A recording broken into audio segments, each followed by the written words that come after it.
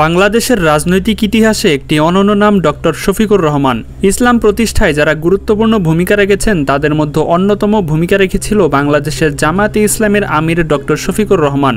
ব্যক্তিগত, পারিবারিক, পেশাগত, জাতীয় রাজনৈতিক জীবনে তিনি সততা, যোগ্যতা ও মেধার সাক্ষ্য রেখে চলেছেন। প্রতিটি গণতান্ত্রিক আন্দোলন ও গণমানুষের অধিকার প্রতিষ্ঠায় তিনি অনেক গুরুত্বপূর্ণ ভূমিকা পালন করে চলেছেন।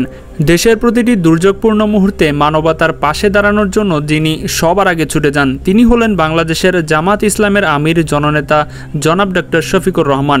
গত 5 আগস্ট যখন শেখ হাসিনা দেশ ছাড়তে বাধ্য হন তখনই আলোচনায় এসেছিল জামাতে ইসলামের আমির। সেনাপ্রধান জেনারেল ওয়াকারুজ্জামান তার নাম উচ্চারণের মধ্য দিয়ে নতুন করে সবার সামনে আসে ডক্টর শফিকুর রহমান। অন্তর্বর্তীকালীন সরকার গঠন থেকে শুরু করে মন্দির সহ সংখ্যালঘু বাড়িদের ঘরবাড়ি পাহারা সকল কাজে সবার আগে দেখা যেত জামাতে ইসলামকে। বৈষম্য বিরোধী ছাত্র আন্দোলনের সময় শহীদ পরিবারের সাথে সাক্ষাৎ করে অর্থ সহযোগিতা এবং সর্বশেষ বানভাসী মানুষের পাশে দাঁড়িয়ে জামাতের আমিরের বক্তব্য মন জয় করে নিয়েছে সকলের মনে, যেখানে তিনি বলেছেন, আমরা আপনাদের বাসায় মেহমান হয়ে এসেছি। বিশেষ করে গণ অভ্যুত্থানের পরপরই জামাতের নেতার ঘোষণা প্রতিশোধ নয় বরং ক্ষমা। বৈষম্যের বিরুদ্ধে বক্তব্য দিয়ে তিনি বলেন, সংখ্যালঘু ও সংখ্যাগুরু শব্দের কবর রচনা হোক, আমাদের পরিচয় হোক বাংলাদেশি। আজকে আমরা ডক্টর শফিকুর রহমান সম্পর্কে জানব। তাহলে শুরু করা যাক আজকের ভিডিও। জাতির এই সাহসী নেতার জন্ম 1958 সালের 31 অক্টোবর মৌলভীবাজার জেলার কুলাইরাই উপজেলার ভাটিয়া ইউনিয়নে এক সম্ভ্রান্ত মুসলিম পরিবারে। তার পিতার নাম মরহুম আবরুর মিয়া এবং মাতার নাম মরহুমা খতিবুন্নেসা। ডক্টর শফিকুর রহমানের 3 ভাই 1 বোন রয়েছে। ভাই বোনের মধ্যে তিনি হচ্ছেন তৃতীয়। ডক্টর শফিকুর রহমান 1974 সালে স্থানীয় বরমচাল উচ্চ বিদ্যালয় থেকে এসএসসি এবং 1976 সালের সিলেট এমসি কলেজ থেকে এইচএসসি পাশ করেন। 1983 সালের সিলেট মেডিকেল কলেজ, বর্তমানে এমএজি ওসমানী মেডিকেল কলেজ থেকে এমবিবিএস ডিগ্রি অর্জন করার পর চিকিৎসা সেবার পাশাপাশি রাজনীতিতে আত্মনিয়োগ করেন। বর্ণাঢ্য রাজনৈতিক জীবনের অধিকারী ডক্টর শফিকুর রহমান এক সম্ভ্রান্ত মুক্তিযোদ্ধা পরিবারের মেধাবী সন্তান তিনি। 10ম শ্রেণীতে অধ্যয়নকালেই তিনি জাসদ ছাত্রলীগে যোগদান করেন। যেহেতু তিনি ছাত্র জীবন থেকেই ছিলেন অন্যায় ও অবিচারের বিরুদ্ধে সোচ্চার, তাই তিনি 1973 সালে তৎকালীন বিপ্লবী ছাত্র সংগঠন জাসদ ছাত্রলীগে যোগদান করেন। তার মূল মন্ত্র ছিল, এখন যৌবন যার, যুদ্ধে যাবার শ্রেষ্ঠ সময় তার। এই টকবগে শফিকুর রহমান 1973 সাল থেকে 1976 সাল পর্যন্ত জাসদ ছাত্রলীগের সক্রিয় সদস্য ছিলেন। কিন্তু যে উদ্দেশ্যে তিনি 1973 সাল থেকে 1976 সাল পর্যন্ত জাসদ ছাত্রলীগ করেছিলেন তাতে বেশ অসামান্য উচ্চতা লক্ষ্য করে জাসদ ছাত্রলীগ থেকে বের হয়ে আসেন। 1977 সালে দিন প্রতিষ্ঠার প্রত্যয় দীপ্ত কাফেলা বাংলাদেশ ইসলামী ছাত্র শিবিরে যোগদান করেন। পরবর্তীতে এই সংগঠনের সিলেট মেডিকেল কলেজ শাখার সভাপতি এবং সিলেট শহর শাখার সভাপতিত্ব পালন করেন। 1984 সালে তিনি জামাতে ইসলামীতে যোগদান করার মাধ্যমে তিনি বৃহত্তম রাজনীতিতে পদার্পণ করেন। এরপর সিলেট শহর, জেলা ও মহানগরের আমির হিসেবে দায়িত্ব পালন করেন। 2016 সালে জামাতের সেক্রেটারি জেনারেল হিসেবে নিযুক্ত হন। সফলতার সাথে দায়িত্ব পালন করেন।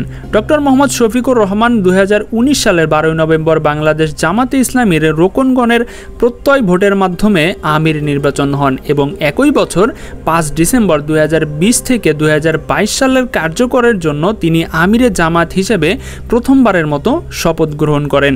2022 সালের 31 অক্টোবর জামাতে ইসলামের রোকনগণের প্রত্যক্ষ ভোটের মাধ্যমে দ্বিতীয়বারের মতো আমির নির্বাচন হন তিনি এবং একই বছর 18 নভেম্বর 2023 সালে 2025 সালের কার্যালয়ের জন্য তিনি আমিরে জামায়াত হিসেবে দ্বিতীয়বারের মতো শপথ গ্রহণ করেন।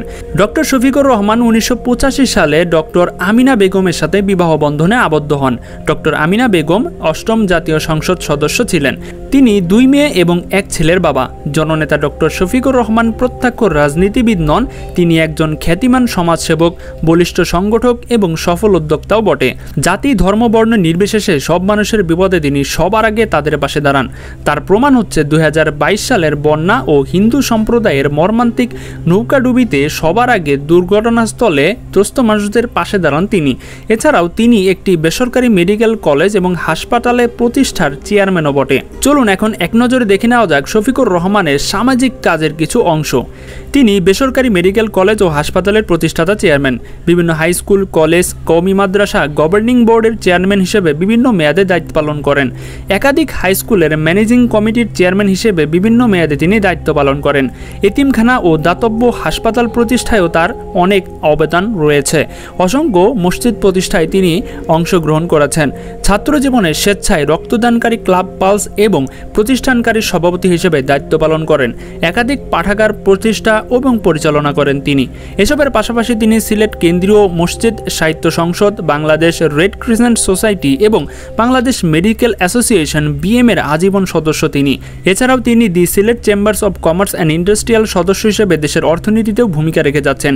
ডক্টর শফিকুর রহমান বিভিন্ন আন্তর্জাতিক সভা সেমিনারে যোগদানের জন্য কখনো কখনো যুক্তরাষ্ট্র, Italy, Germany, Australia, Spain, Greece, France, তুরস্ক, বেলজিয়াম, আয়ারল্যান্ড, সৌদি আরব, সংযুক্ত আরব আমিরাত সহ ফিলিপাইন, ব্রুনাই এবং মালয়েশিয়া সহ বিভিন্ন দেশে ভ্রমণ করে থাকেন।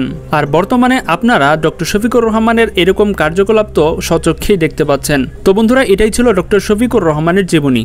কেমন লেগেছে সেটা কিন্তু অবশ্যই আমাদেরকে কমেন্টে জানাবেন। ভুলভ্রান্তি হলে সেটা কিন্তু অবশ্যই আমাকে ধরিয়ে দেবেন সঠিক সোর্সের মাধ্যমে।